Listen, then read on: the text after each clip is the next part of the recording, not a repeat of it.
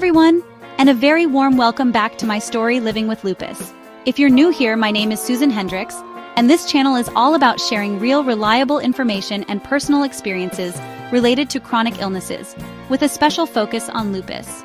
It's a space where we can learn together, support one another, and navigate the often confusing world of health challenges. I believe that knowledge is power, especially when you're facing something that feels overwhelming, and my goal is to empower each of you. Recently, as some of you know, I received a diagnosis of Discoid Lupus Erythematosus, or DLE. It's been a journey of learning and adjusting, and one thing I've noticed is how many misconceptions there are out there about this specific condition. That's why today, I want to dive deep into some common myths and facts surrounding Discoid lupus. We'll be looking at what trusted medical sources say, and I'll also be sharing some of my own experiences and insights as I navigate this new chapter. It's so important to separate fact from fiction so we can advocate for ourselves and get the best possible care. Together, we're going to explore what DLE truly is, who it affects, and how it's managed.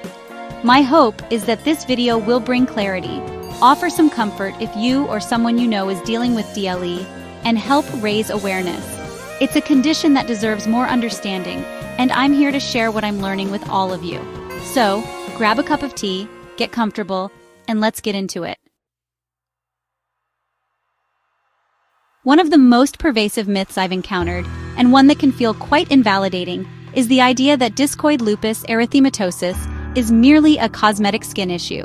People might see the rashes or lesions and assume it's something superficial, like a persistent form of eczema or psoriasis, without understanding the underlying mechanisms at play. This couldn't be further from the truth. While DLE primarily manifests on the skin, it's crucial to understand that it is a chronic autoimmune disorder. This means my body's immune system, which is supposed to fight off infections, mistakenly attacks healthy skin cells. It's not just skin deep, it's a systemic issue with a localized presentation, at least initially. When we say it's an autoimmune disorder, we're talking about a complex internal process. The inflammation you see on the skin is a direct result of this internal battle. These aren't just simple blemishes. They are often well-defined, scaly, coin-shaped lesions that can be red, thickened, and sometimes itchy or painful. I've learned that these lesions can appear anywhere on the body but are most common in sun-exposed areas like the face, ears, scalp, and arms. For me, noticing these changes was the first sign that something more significant was happening, prompting me to seek medical advice and eventually leading to my DLE diagnosis. Furthermore, the impact of these lesions goes beyond their appearance. If left untreated or if the inflammation is severe, DLE can lead to permanent scarring. This scarring isn't just a cosmetic concern. It can be disfiguring and significantly affect a person's self-esteem and quality of life. Imagine having permanent marks on your face or scalp. It's something that can deeply impact how you feel about yourself and how you interact with the world. This is why dismissing it as just skin is so problematic. It minimizes the very real physical and emotional toll it can take. It's also critical to know that in some cases, around 5 to 10% according to some studies, individuals with DLE may go on to develop systemic lupus erythematosus, which is a more widespread form of lupus that can affect internal organs. While DLE is often confined to the skin, this potential for progression underscores why it's not simply a dermatological nuisance. Regular monitoring by a rheumatologist or dermatologist experienced with lupus is essential to manage DLE effectively, and to watch for any signs that it might be evolving or that other parts of the body could be involved. Therefore, stressing the importance of proper medical care and diligent follow-up cannot be overstated. This isn't something you can just manage with over-the-counter creams and hope for the best. It requires a comprehensive approach, often involving prescription treatments and lifestyle adjustments, which we'll touch upon later. Understanding DLE as a legitimate chronic autoimmune condition is the first step towards effective management, self-advocacy, and fostering greater empathy from those around us. It's about recognizing the full scope of the illness, not just what's visible on the surface. Another common misconception floating around is that discoid lupus, and lupus in general, is exclusively a woman's disease. While it's true that lupus, including its various forms like DLE, is significantly more common in women, particularly during their childbearing years, it is absolutely not exclusive to them. This myth can be harmful because it might lead to delayed diagnosis, or misdiagnosis in men and children who present with symptoms.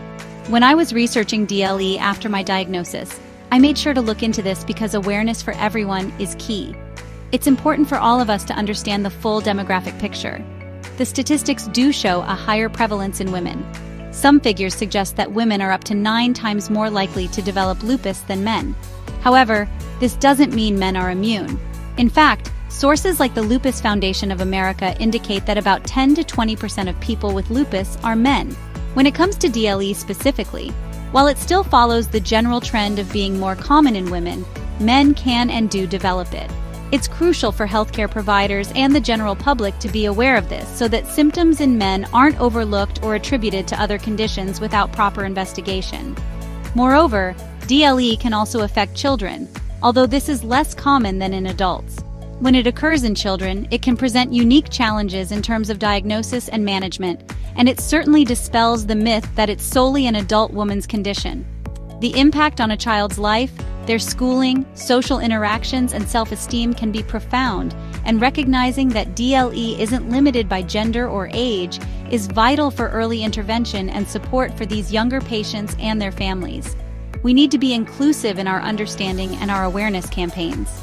Interestingly, some research suggests that when men do develop lupus, including DLE, they may sometimes experience more severe disease or complications, particularly if there's a delay in diagnosis, or if it's not managed aggressively from the outset. This isn't to say it's always more severe in men, but it highlights the importance of not dismissing symptoms in men simply because lupus is statistically less common in their demographic. Early and accurate diagnosis is critical for everyone, regardless of gender, to ensure the best possible outcomes and to prevent potentially serious long-term effects like significant scarring or progression to systemic forms. So let's be clear, discoid lupus erythematosus can affect men, women, and children. While women of childbearing age are the most frequently diagnosed group, we must move beyond this generalization to ensure that everyone who might be suffering from DLE receives the attention, diagnosis, and care they need. Spreading accurate information helps to break down these stereotypes and ensures that symptoms are taken seriously in any individual, fostering a more inclusive and effective approach to healthcare for this condition. It's about recognizing patterns, but not being blinded by them. The thought of hair loss can be incredibly distressing, and it's a significant concern for many people diagnosed with discoid lupus, especially when lesions appear on the scalp. There's a common fear, and perhaps a myth, that DLE on the scalp automatically means permanent hair loss. While it's true that DLE can cause hair loss, known as alopecia, and that this hair loss can be permanent if not addressed properly, it's not an absolute certainty in every case. This is a point that offered me some reassurance, and I want to share that with you. The outcome often depends heavily on early diagnosis and consistent, effective treatment. When DLE affects the scalp, the inflammation can damage the hair follicles. If this inflammation is severe or prolonged, it can lead to scarring of the follicles. And once a hair follicle is scarred, it typically cannot produce hair again, resulting in permanent hair loss in that specific area. This is often referred to as scarring alopecia. The lesions on the scalp can be similar to those elsewhere, red, scaly, and sometimes leading to atrophy or thinning of the skin. It's a serious manifestation of DLE, and one that understandably causes a lot of anxiety for those of us dealing with it. However, the crucial point here is the if. If DLE on the scalp is diagnosed early, and if treatment is initiated promptly to control the inflammation, it is often possible to prevent permanent damage to the hair follicles. When the inflammation is brought under control before significant scarring occurs, the hair follicles may remain intact and capable of regrowing hair. This is why quick action is so incredibly important. If you notice any unusual patches, redness, scaling, or hair thinning on your scalp, please see a dermatologist or your rheumatologist as soon as possible. Don't wait and hope it goes away on its own. The possibility of hair regrowth hinges on the health of those follicles. If the follicles are still viable, then yes, hair can grow back once the inflammation subsides. Treatments for scalp DLE often include topical corticosteroids, steroid injections directly into the lesions, or anti-malarial medications, similar to treatments for DLE on other parts of the skin. Following the prescribed treatment plan diligently is key to minimizing inflammation and giving your hair the best chance to recover. it requires patience and persistence, as hair regrowth can be a slow process. So while the risk of permanent hair loss with scalp DLE is very real and should be taken seriously, it's not a foregone conclusion. Early intervention and adherence to your treatment regimen are your best defenses. I know this is a sensitive topic, and the fear is understandable. But there is hope, especially with proactive management. It's about empowering ourselves with knowledge and taking swift action to protect our health and well-being, including the health of our scalp and hair. Don't let the fear paralyze you. Let it motivate you to seek help. This next myth is particularly dangerous and one I want to address with a great deal of emphasis. The idea that sun exposure doesn't really matter or isn't a significant factor for people with discoid lupus. This is absolutely unequivocally false. In fact, photosensitivity, which is an increased sensitivity to ultraviolet light from the sun or artificial sources like tanning beds, is a major characteristic and a primary trigger for DLE flare-ups and the worsening of existing lesions. For many of us with DLE, the sun is not our friend, and understanding this is fundamental to managing the condition. UV light, both UVA and UVB rays, can provoke and exacerbate DLE lesions. When UV light hits the skin of someone with DLE, it can trigger an inflammatory response, leading to new lesions appearing or causing existing ones to become more inflamed, larger, or more symptomatic. This is why DLE lesions often appear or are more prominent on sun-exposed areas of the body: the face, the V area of the neck, the ears, the scalp, and the backs of hands and arms. I've personally noticed that if I'm not careful, even a short amount of unprotected sun exposure can make my skin feel more sensitive and can precede a flare. Because of this profound photosensitivity, daily and diligent sun protection is not just advisable. It's an essential, non-negotiable part of managing discoid lupus. This means applying a broad-spectrum sunscreen with a high SPF 30 or higher, preferably 50+, every single day, regardless of the weather. Yes, even on cloudy days, as UV rays can penetrate clouds. It also means reapplying sunscreen frequently, especially after sweating or swimming. This has become a non-negotiable part of my morning routine, just like brushing my teeth. But sun protection goes beyond just sunscreen. It also involves wearing protective clothing, such as long-sleeved shirts, long pants, and wide-brimmed hats when you're outdoors. Seeking shade whenever possible, especially during peak sun hours, typically 10 a.m. to 4 p.m., is also crucial. Some people with DLE even find it helpful to wear UPF clothing, which is specially designed to block UV rays. It's about creating multiple layers of defense against UV radiation to protect your skin as much as possible. And it's important to remember that UV exposure isn't limited to being outdoors. UV rays can also penetrate window glass.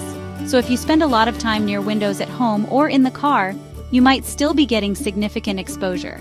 Some people consider UV protective film for their car and home windows. Even some types of indoor lighting, like fluorescent bulbs, can emit small amounts of UV radiation, though this is generally a lower risk than direct sun. The key takeaway is that vigilance about UV protection is a year-round, daily commitment for those of us living with DLE. It's a lifestyle adjustment, but a critical one for keeping the condition under control. This particular myth can cause a great deal of unnecessary fear, stigma, and social isolation for people living with discoid lupus, so I want to address it very directly and clearly. Discoid lupus erythematosus is absolutely not contagious. You cannot catch DLE from someone who has it, nor can you transmit it to anyone else. It's incredibly important for everyone to understand this, not just for our peace of mind as patients, but also for the understanding and acceptance of our friends, family, colleagues, and the general public. This misinformation needs to be dispelled. Discoid lupus is an autoimmune condition. As we discussed earlier, this means it arises from a dysfunction within an individual's own immune system, causing it to mistakenly attack the body's healthy skin cells. It is not caused by any kind of infectious agent like a bacterium, virus, or fungus that can be passed from person to person through touch, sharing items, coughing, sneezing, or any other form of contact. The mechanisms are entirely internal to the person affected. My DLE is about my immune system, not about something I can pass on. The lesions associated with DLE, while they might look inflamed or scaly, do not harbor any germs that can infect another person. There is absolutely no risk to others from being near someone with DLE, touching them, or living in the same household. It's disheartening to think that someone with DLE might be avoided or treated differently because of a baseless fear of contagion. This kind of stigma can be incredibly damaging to a person's mental health and social well-being, adding an unnecessary burden to an already challenging condition.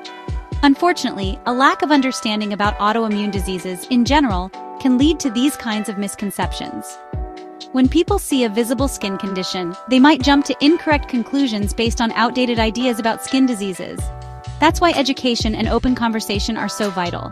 We need to help people understand that autoimmune means the body is, in a sense, attacking itself.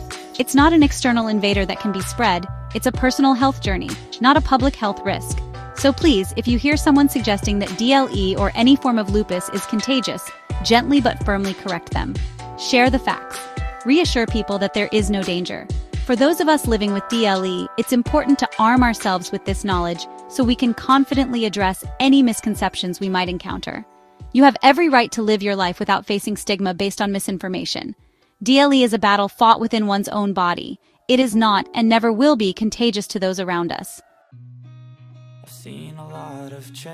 Perhaps one of the most disheartening myths, and one that can leave people feeling hopeless, is the idea that there's no effective treatment available for Discoid Lupus Erythematosus. This is simply not true. While DLE is a chronic condition, meaning it can be long-lasting and there isn't a definitive cure that eradicates it completely, there are absolutely treatments available that can help manage the symptoms, control inflammation, prevent new lesions from forming, minimize scarring, and improve quality of life. When I was diagnosed, learning about the treatment options was a huge relief. The treatment approach for DLE is often multifaceted and tailored to the individual's specific situation, considering the severity and location of the lesions, as well as the patient's overall health. One of the first lines of defense is often topical corticosteroids. These are creams, ointments, or solutions applied directly to the skin lesions to reduce inflammation and itching. For more stubborn or thicker lesions, stronger topical steroids or even steroid injections directly into the lesions by a dermatologist can be very effective in calming things down quickly. Another cornerstone of DLE treatment, especially for more widespread or persistent cases, or when topical treatments aren't enough, involves anti-malarial medications. Drugs like hydroxychloroquine or chloroquine are commonly prescribed. These medications work systemically to modulate the immune system and reduce inflammation, and they can be very effective in controlling DLE and preventing flares. They do require regular monitoring, including eye exams, but for many people, they are a game changer in managing the condition long term. I'm currently on hydroxychloroquine, along with Benlysta to control the SLE, and 2 ointments for the DL. In more severe or resistant cases of DLE, other immunosuppressant medications might be considered. These could include drugs like methotrexate, azathioprine, or mycophenolate mofetil, which work by further dampening the overactive immune response. These are stronger medications with more potential side effects, so their use is carefully considered by doctors. And, as we discussed extensively in a previous chapter, rigorous UV protection through sunscreen, protective clothing, and sun avoidance is a critical and ongoing part of any DLE treatment plan, as sun exposure can trigger or worsen the condition. The key is to work closely with your healthcare providers, typically a dermatologist and/or a rheumatologist who is knowledgeable about lupus. They can develop a personalized treatment plan that's right for you. It might take some trial and error to find the most effective combination of treatments, but please don't lose hope. There are options, and ongoing research continues to explore new therapeutic avenues. Living with DLE means actively managing it, and effective treatments are a vital part of that management strategy, allowing many to lead full and active lives. So, as we wrap up our discussion today, I really want to reiterate that Discoid Lupus Erythematosus is a very real, chronic autoimmune condition. It's not just in your head, it's not just a minor skin complaint, and it absolutely deserves awareness, understanding, and proper medical care. Debunking these myths is so important because it helps us advocate for ourselves better. It helps our loved ones understand what we're going through, and it fosters a more supportive community for everyone affected by DLE and other forms of lupus. If you're living with DLE, or any chronic illness for that matter, please remember that you are not alone on this journey. There are many of us out here navigating similar paths, facing similar challenges, and seeking the same understanding and support. It can feel isolating at times, I know, but connecting with others, sharing experiences, and arming ourselves with accurate information can make a world of difference. We are a community, and there's strength in that. If you found this video helpful or informative, please give it a thumbs up. Subscribe to My Story Living with Lupus for more content like this, and consider sharing it with anyone you think might benefit. And I'd love to hear from you in the comments below. Are there other myths about lupus or DLE that you've encountered? What are your experiences? Your insights are so valuable. Thank you so much for watching, and remember, living with lupus may be hard, but we are stronger together. Please like, share, and subscribe to help us reach 500 subscribers.